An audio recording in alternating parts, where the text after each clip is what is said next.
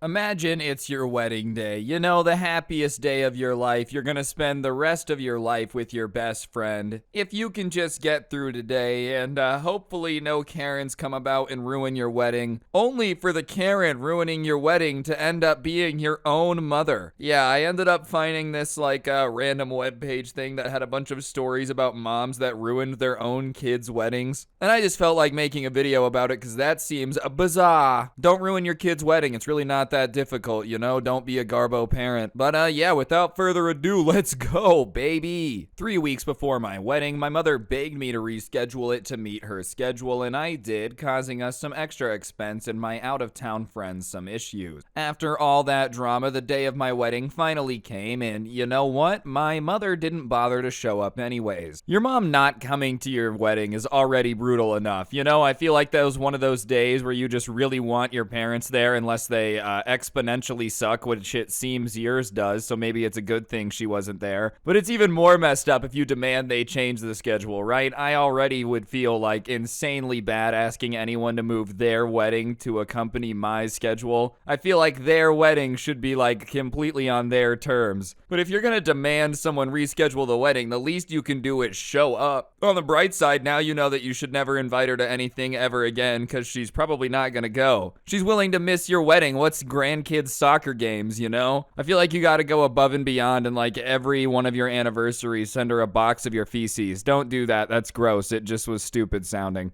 It was Friday, the night before the wedding, and me and the whole wedding party took 8 hours to set everything up. My soon-to-be sister-in-law had spent hours weaving flowers into 3 structures that were to be behind where we got married. My mom walked in and said to me in front of everyone that it looks really tacky with 3 and that I should take 2 away. And I told her it's my wedding, it's not tacky, I want it that way and I like it. Did she just forget that it's not her wedding, you know? Even if you think someone's decorations are ugly, just keep your mouth shut because it really has nothing to do with you. It's not your wedding. But on top of that, you should have smacked her back and been like, the only tacky thing here is you know? What is that outfit you got on? Looking like a whole clearance section at Kohl's. Come on, get with the program and dress better. It's a wedding. I don't know what she was wearing at all, but I'm just saying that would have hurt the feelings equally as much as her calling your decorations tacky. I don't know if this is just like not a good thing, but I always just thought you told people on their wedding that everything looked great, even if it was ugly. A lot of people, oh my god, that's so fake. No, it's just being nice, dude. At my eventual wedding, alright, everybody there better just say it's the best wedding they've ever been to. I know they're lying, okay, but stroke my ego, it's my wedding day. My mom then called me a bunch of names and stormed out of the church. About 40 minutes later, the pastor of the church came to find me and said I needed to contain my mother because she was going from vendor to vendor bashing me. That's not something a bride wants to hear the night before her wedding, and after the wedding, I had a friend who could not stay for the reception and told me she was leaving early prior. When we walked into the reception, my mom barged through the door yelling, "Took you long enough to take pictures. Your guests are so bored they're leaving." Then during the reception, she was yelling at the caterer because there wasn't butter on the tables and she couldn't handle all the attention on me and it almost made her head blow up. All because you didn't want to get rid of decorations that you liked at your wedding? Oh, I know what I'll do. I'll go around to everyone helping set up this event and try to sabotage it. That'll make my daughter do what I ask. No, it's just gonna make you look like a psycho. Also, man, once again, even if the wedding hypothetically is boring enough for people to be leaving, why would you scream that at the bride and groom?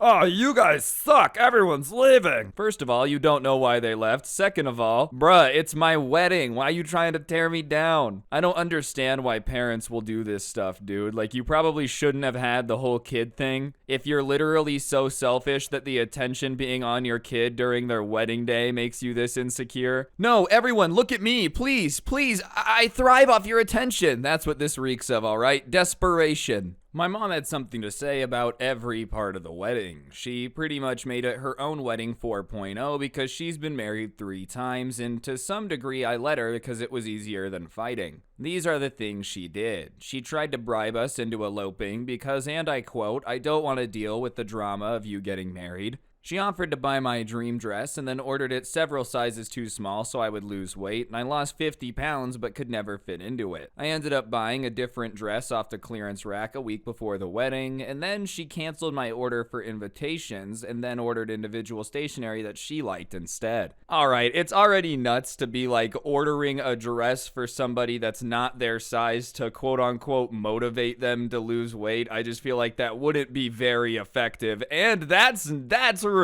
Listen, man, I make reaction videos where I make fun of people, but goodness gracious, buying your kid a dress 2 sizes too small so that way they lose weight. And how small was this? You lost 50 pounds and still couldn't fit in it? What was this, a dress for ants? My goodness gracious. And listen, I'm not trying to be mean, okay? But if you've had 3 weddings, you should really be keeping your mouth shut on your opinion on anyone else's, because clearly you're not too great at the marriage thing, and on top of it, you've had 3 go-arounds to decorate however you want. At this point, your opinion means about as much to me as like whatever's at the bottom of the trash can, not a whole lot. If you were good at the marriage thing, maybe it would be different. As if that wasn't enough, she talked to the stylist, which was her friend, into doing her hair first. Therefore, my hair wasn't finished in time, and we ended up doing a modified version, which I hated. She bought me a necklace for the wedding and then demanded it back after the reception as she felt it would look better on her. The piece de resistance was when she demanded that I pay every cent back when the marriage fell apart.